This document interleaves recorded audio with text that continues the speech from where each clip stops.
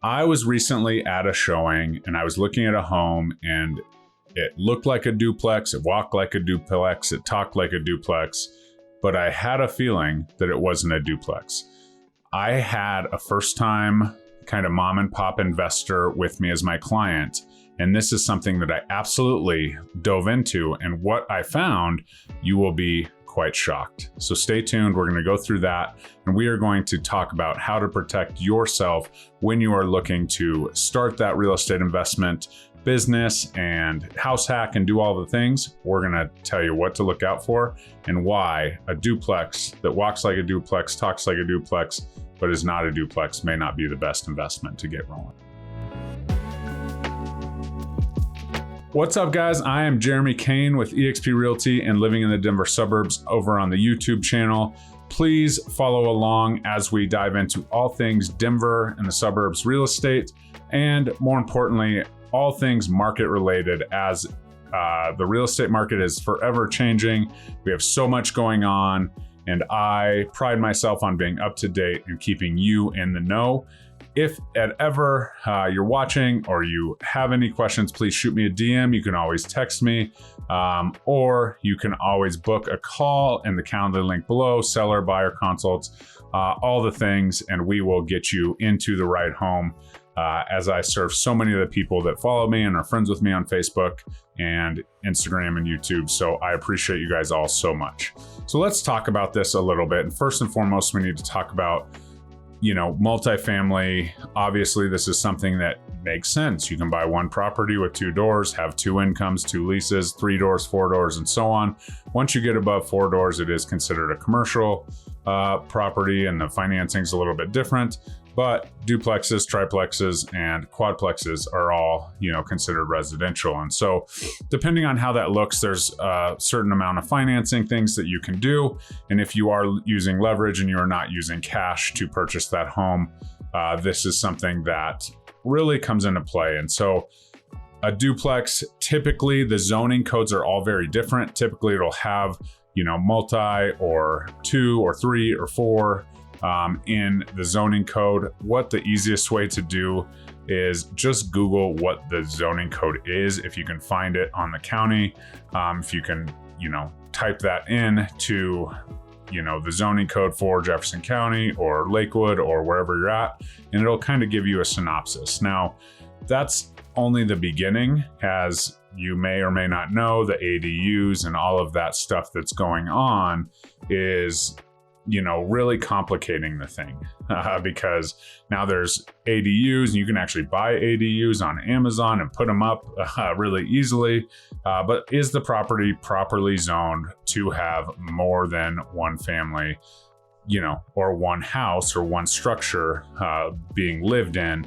Is that what's going on? So that's what we're looking for the zoning and all of that. And granted, you can purchase a home as an investor and rent it out to, you can play the game, right? But by the letter of the law, which is typically where I like to live, we need to make sure that we are at least checking the zoning.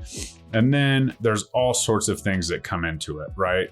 Are all the utilities split? Are there separate meters? Are there for electric and water and all of those things? And sometimes there's duplexes with one water meter, one electrical meter, all of that.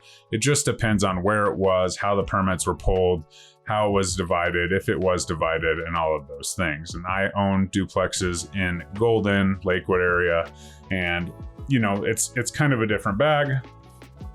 They all do have separate electrical meters. The water is all on one bill. And so it just kind of depends on the municipality and how it's set up. So the utility split is usually not the best way to determine if it is a legal duplex. The zoning first, and then we go into it. And so let's talk a little bit about this property. I'm not going to give an address, and it is what it is. But this property was a single family home, pretty clearly, that had been turned into a multifamily home, and there was no access from the upstairs to the downstairs. There was new egress windows put in, as well as an exterior access. And when I inquired about the property, and the reason I inquired about the property was because of the lending. And the lending matters on the front end. And, for this particular buyer, the lending would matter on the back end because he's in a position where he's just getting into some homes. He's house hacking, which if you don't know means that he is going to move into a portion of the house and rent out rooms or the other portion of the house and hopefully save a little bit of money on rent. Hopefully, make at least half that mortgage payment with the rent that he is collecting and continue to save and save and save and then do it all again. And he's able to do that because he is able to move. He can get these investment properties financed on primary residence mortgages, which usually carry a lower interest rate and a lower down payment requirement. So we were in this house. It was awesome, right? The upstairs was really nice. Then we went into the downstairs, completely redone, really nice. And when I started looking at it and, some of the things I could tell that they just blocked off a stairway. They did it really well. It looked good. And then we're in the basement and there's a full kitchen down there and all the things. And that was my first red flag, right? If this is not zoned to duplex, if the proper permits were not pulled, there is going to be an appraiser that says you cannot have that stove or oven in this basement. And so that was the first kind of red flag. And so obviously that would be a problem. However, that's just opening up Pandora's box because it is a single family home. If it's zoned to single family home, that's how it's going to be lended on. So the loan is going to be that.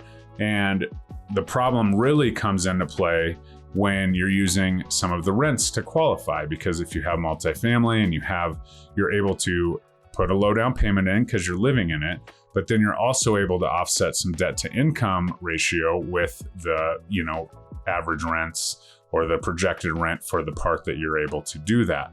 However, you cannot do that in a single family home. You cannot say, I'm going to rent out the rooms for this amount of money and use that rent on your mortgage. And so that just kind of compounds, right?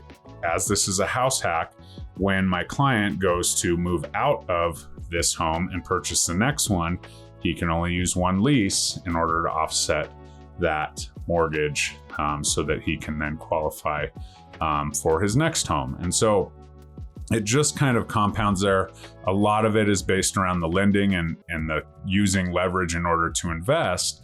But the stove and the oven in the basement was my first okay, that's going to be a problem because, we've seen it where there's full kitchens built out and all of a sudden the stove's gone and all of those things. And I'm not suggesting anyone create loan fraud, but this is something that would be a problem because it's a single family home. There's a stove in the basement. And I actually asked the agent, I was like, hey, can you tell me a little bit about this? And they responded that, or the seller responded in an email through the listing agent that just said they didn't pull a permit for the kitchen because they could just do it themselves with a handyman, and the quotes were really expensive. Well, the quotes were really expensive because by city codes and guidelines, to put an oven in the basement, it does require a lot of extra safety precautions. And some of those were taken with the, drywall and all of the things, but this home is still a single family home. So it lends like a single family home. It, invests like a single family home. And that was something that really came up. And you say, okay, well, you could just get into it and, you could rent it out to a couple people. And as long as, the neighbors don't complain and whatever. So there's risks that you can take on, and there's ADUs and creative ways to do it and creative ways to change, the use and the zoning.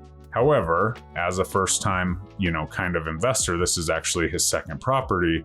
I want to at least caution my client on getting into a situation like this because of all the things that could happen. And so as we kind of work through this and these multifamilies and these opportunities for ADUs and Airbnbs and STRs and all the things kind of come to fruition, we need to make sure that we're really focused on, is this a true legal duplex? And if it's not, that's okay. But what are the risks and how's that going to affect my long-term plan? As in real estate, we look at the long-term plan, how that impacts you, and then we go from there. So as a house hack, this could very well work, right? My client could easily live in the basement. It's very nice, redone, has its own heat and all this stuff. But if it's not seen as a multifamily home, there are some things that could come up. Neighbors could complain and so on. I mean, it looks like this home has lived like a duplex for quite some time, but I don't know what happened there. And to be honest, that doesn't really matter. Right? When the sale of a home happens and there's new people in there, you never know how neighbors are going to react or whatever. And it's not about being told on, but there's new items recorded at the county. There's all kinds of things that bring the microscope to this.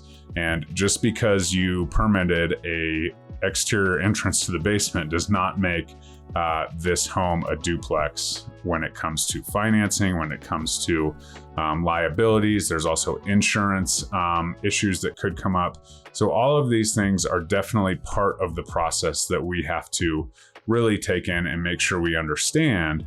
And to say you can't rent this home to two families, probably wouldn't have a major issue doing that, but it could come up, right? Is it allowed? You never know who's going to move in next door and raise the red flag, or you never know when they're going to shut down the Airbnb deal or whatever that is. You just have to be aware and understand. And so getting into a property that is legally set up in the right way, especially when you're early on in your investor career and less risk adverse. So you you want to be risk adverse and not take on a lot of risk. And so this property, while it's a great property and could be a really good investment, might not be the best one for a client that's in the season of, growth as that goes, and using leverage especially, because that will present some red flags. Not to mention, as a landlord, you do have to, be aware of rules, regulations, laws, safety stuff, because heaven forbid, that stove causes a fire and it wasn't supposed to be there. And, here we are. So that is definitely stuff to take into consideration when you are purchasing these multifamily homes and these ADUs. It's a hot topic. Just be sure that the zoning and you understand exactly what the rules and regulations and guidelines are and what they could be. If you want to get into the fight and change the usage and all of that, absolutely. But make sure that you have an agent behind you that understands some of these red flags and can at least point them out to you. And if you are looking to be a mom and pop investor, these are my very favorite people to help, because it was me, right? I went from one door to 6 income doors based off just that one, right? It's nothing crazy. It's not a crazy empire, but I put very little money into them, as most of you know my story.